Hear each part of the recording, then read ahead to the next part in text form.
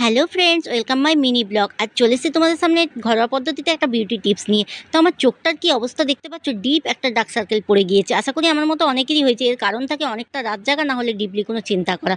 তো সেটা আমি একদিনে কিভাবে দূর করি তোমরা দেখতে থাকো এক তুড়িতে, সেটা আবার ঘরোয়া পদ্ধতিতে।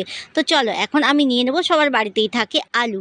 সেই আলুটাকে নিয়ে আমি একদম প্লেন ওয়াটারে ভালো করে ধুয়ে নেব। তারপর সেটাকে ভালো করে একটা গ্রেটার দিয়ে গ্রেট করে নেব। তারপর সেই গ্রেট করা আলুটাকে আমি লাগিয়ে নেব আমার দু চোখে। কিভাবে লাগাচ্ছি তোমরা দেখতে থাকো। তারপরে সেটাকে আমি 10 থেকে 15 মিনিট রেস্টে রাখবো। অবশ্যই সপ্তাহে এটা দুবার করবে।